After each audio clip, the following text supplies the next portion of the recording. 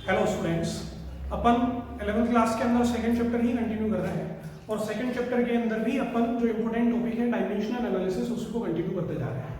Dimensional analysis की तीनों applications मैंने आपको बता दी हैं, तीनों एप्लीकेशंस पे अच्छे अच्छे न्यूमेरिकल्स भी कराए हैं। अब कुछ न्यूमेरिकल्स ऐसे हैं जो किसी एप्लीकेशन पर डिपेंड नहीं कर रहे हैं, लेकिन मैंने आपको जब एक चीज बताई थी, SI system, MKS system, CGS system, वो सारी चीजें।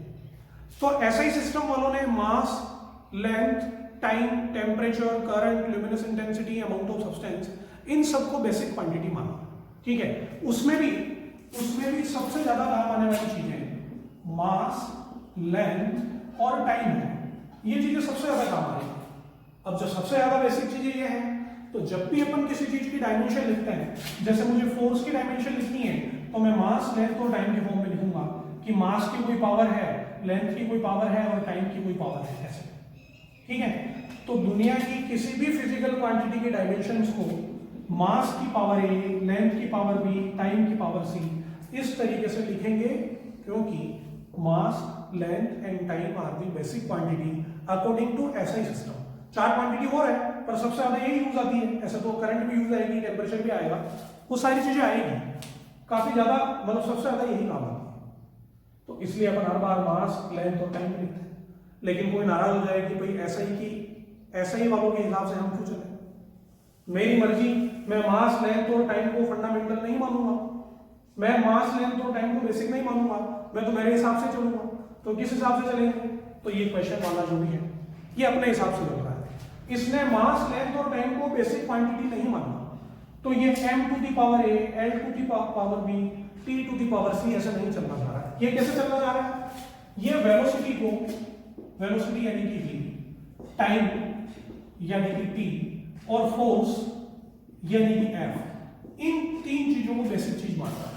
तो पूरी दुनिया तो m to the power A, L to the power B और T to the power C में चल रही है, लेकिन ये वाला जो पर्सन है ये velocity to the power A, time to the power B और f यानी कि force to the power C ऐसे चलना चाह रहा है। तो कोई बात नहीं, इसके लिए ये तीन चीजें बेसिक है, तो अपने को डायमेंशंस ऑफ मास निकालनी है।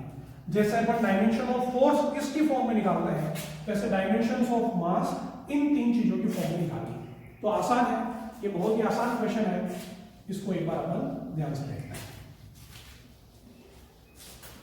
और आपकी इंफॉर्मेशन के लिए बताऊं, ये AIPMT में आया हुआ क्वेश्चन है, जो मेडिकल एंट्रेंस एग्जाम जिसका नाम आजकल नीट हो चुका है, ये नीट का नाम पहले AIPMT हुआ करता था, तो ये AIPMT यानी कि नीट में आया हुआ क्वेश्चन। तो कितना आसान क्वेश्चन है, ध्यान से देखिए आप। इसके अंदर एक क्वांटिटी आ रही है फोर्स। क्या फोर्स का फॉर्मूला पता है क्या? फोर्स का फॉर्मूला होता है मास इनटू एक्सेलरेशन। अब इसके अंदर मास क्वेश्चन में दिया गया है, फोर्स क्वेश्चन में दिया गया है, लेकिन एक्सेलरेशन की जगह वेलोसिटी होता है। फिर से एक्सेलरेशन को ओपन करो, तो force is equals to mass की जगह पर तो मास ही रखना है, लेकिन क्या एक्सेलरेशन को अपन वेलोसिटी अपॉन टाइम लिख सकते हैं क्या? बिल्कुल लिख सकते हैं। एक्सेलरेशन को अपन वेलोसिटी अपॉन टाइम लिख सकते हैं। क्वेश्चन पढ़ के बताओ, find the dimensions of mass. Mass की तो डायमेंशन चाहिए अपने को, तो यहां से mass is equals to force, ये टाइम को इस तरफ लेके जाओ, फोर्स इनटू टाइम, वेलोसिटी को भी लेके जाओ डिवाइड बाय वेलोसिटी। तो जो तीन चीजें क्वेश्चन में पूछी वही है क्या? मास की डायमेंशन फाइंड करो वेलोसिटी की फॉर्म में, टाइम की फॉर्म में, फोर्स की फॉर्म में, तो आ चुकी है। तो ध्यान से देखो, मास यानी कि m is equals to force की पावर कितनी है 1, टाइम का मतलब t की पावर कितनी है 1, और वेलोसिटी का मतलब v की पावर भी कितनी है 1। इसको आप ऊपर ले लो, तो m is equals to f1 t1 v minus 1। This is the dimensions of mass in the form of force, time and velocity, जो कि क्वेश्चन में पूछा गया है। क्लियर हुआ? तो इस क्वेश्चन वाले के हिसाब से फंडामेंटल क्वांटिटी है। ठीक है, फिर इसको देख करके किसी और आदमी को भी जोश आ गया कि भाई इसने वेलोसिटी, टाइम और फोर्स को फंडामेंटल माना है, तो मेरी भी मर्जी, मैं किसी और चीज को फंडामेंटल मानूंगा। तो इसने भी जोश में density, acceleration due to gravity and frequency, इन तीन चीजों को फंडामेंटल मान लिया, जबकि वास्तव में फंडामेंटल ऐसे हिसाब से क्या होता है, एसआई सिस्टम के हिसाब से तो मास होता है, लेंथ होती है, टाइम होता है, एम्पियर, केल्विन, ये सारी चीजें फंडामेंटल है, दो चीज और है। लेकिन इसकी मर्जी, इसने ऐसा माना। आपको डायमेंशन किसकी निकालनी है, फोर्स की डायमेंशन निकालनी है। तो dimensions of force in SI system, जो अपने को पता है उस सिस्टम के हिसाब से चलते हैं। फोर्स की dimension F equals to mL T minus 2 होती है। डायमेंशन ऑफ फोर्स किसके हिसाब से, एसआई सिस्टम के हिसाब से, mL T माइनस 2, क्योंकि mass, length and time are the fundamental quantity in SI system. लेकिन अगर ऐसा लिखेंगे तो ये नाराज हो जाएगा, क्योंकि ये क्या चाहता है कि फोर्स के अंदर मास की जगह पर डेंसिटी आए, उसकी कुछ पावर हो, लेंथ की जगह पर एक्सेलरेशन ड्यू टू ग्रेविटी आए, उसकी कुछ पावर हो, और फ्रीक्वेंसी उसकी भी कुछ पावर हो। तो मास, लेंथ और टाइम यहां से हटाना है, डेंसिटी जी और फ्रीक्वेंसी यहां पर लेके आना है। आसान सी बात है, पर बहुत अच्छे तरीके से इसको लेके आए। तो डायमेंशंस ऑफ, क्या पूछ रहा है ये, डेंसिटी ना, तो डेंसिटी की डायमेंशन लो। डेंसिटी यानी कि क्या होगा बेटा, मास अपॉन वॉल्यूम। मास की डायमेंशन होती है m, वॉल्यूम की डायमेंशन होती, यूनिट होती है मीटर क्यूब। मीटर क्यूब की डायमेंशन L की, L क्यूब को ऊपर लेके जाओगे तो mL माइनस 3। तो यहां से मुझे एक बात पता चली कि जो डेंसिटी है रो, इसकी डायमेंशन mL माइनस 3 होती है। Equation number 1। इस क्वेश्चन वाले की दूसरी इच्छा क्या है, ये है एक्सेलरेशन ड्यू टू ग्रेविटी लाने की। तो अपन ग्रेविटी की डायमेंशन निकाल लेते हैं।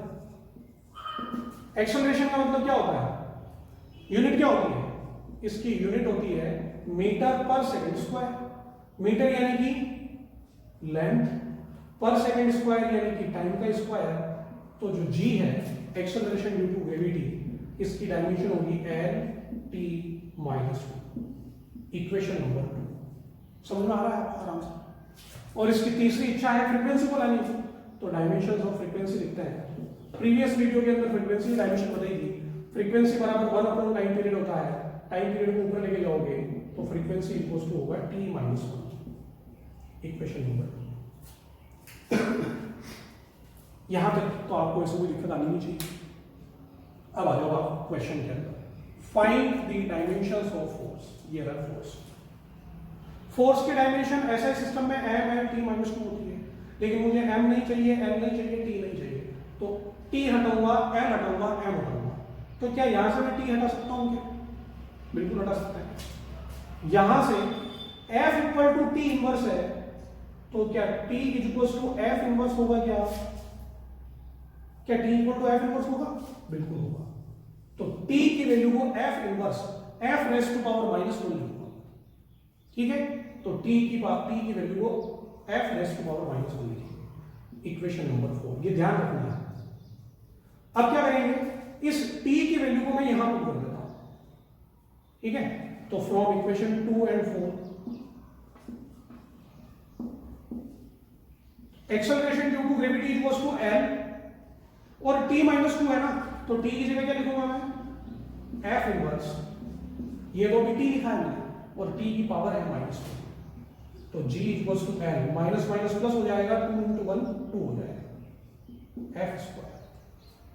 यहां से मुझे l को एलिमिनेट करना है, तो यहां से देखो l बराबर क्या होगा, g f स्क्वायर नीचे चला जाएगा, तो dimensions of l equals to g f minus 2। Equation number 5। तो t को एलिमिनेट करने का पता चल गया मुझे, l को किससे एलिमिनेट करना है वो भी पता चल गया। अब इसके आगे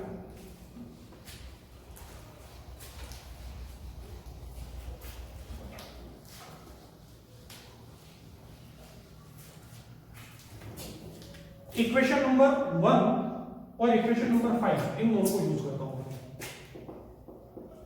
फ्रॉम इक्वेशन 1 एंड 5। इक्वेशन 1 में क्या लिखा है, density equals to m l minus 3, ये लिखा हुआ।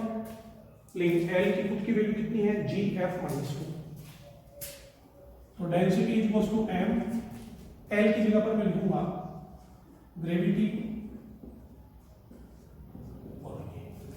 पावर को अंदर मल्टीप्लाई कर दो, डेंसिटी इक्वल्स टू m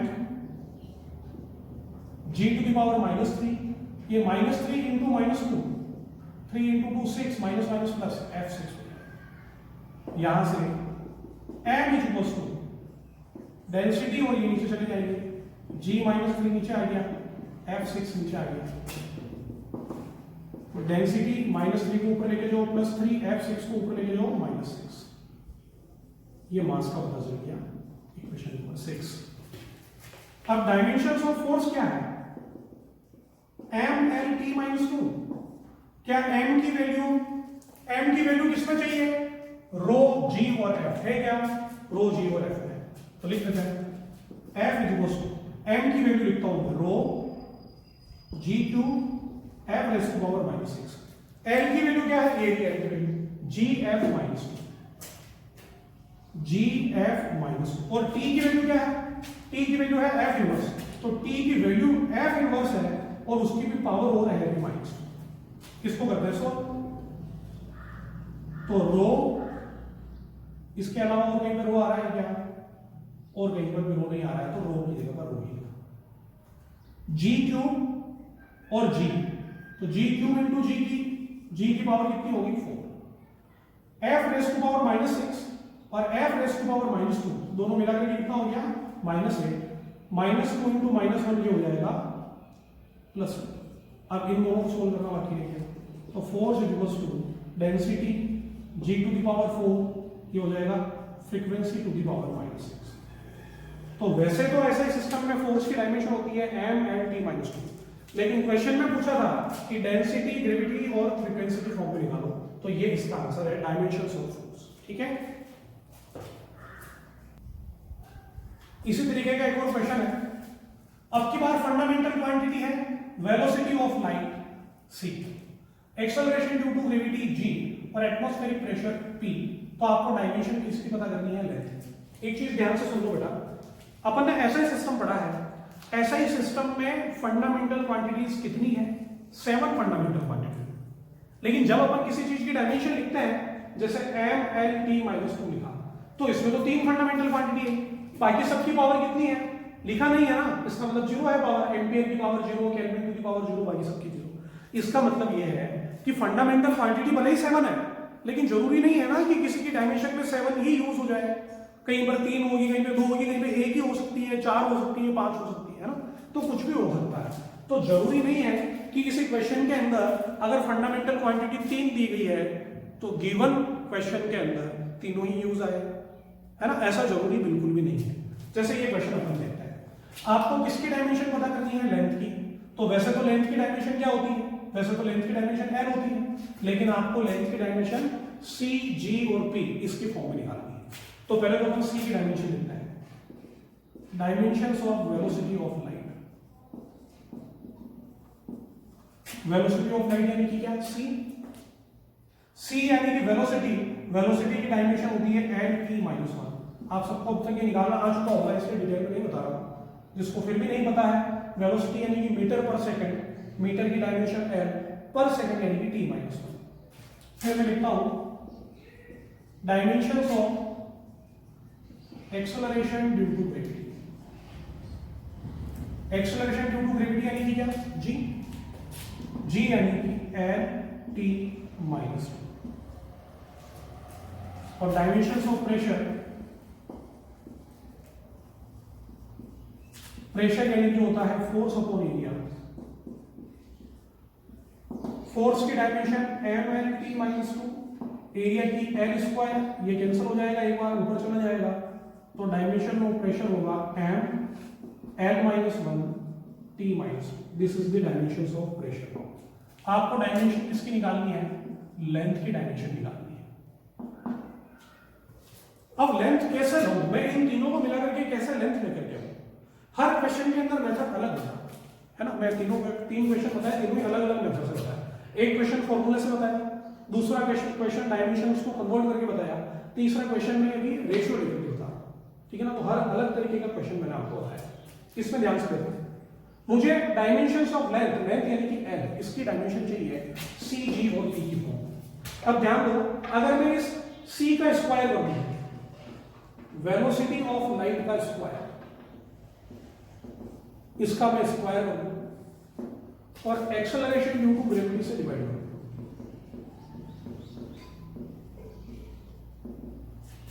तो लेंथ यानी कि l, वेलोसिटी ऑफ लाइट का स्क्वायर यानी कि c स्क्वायर और एक्सेलरेशन ड्यू टू ग्रेविटी यानी कि g।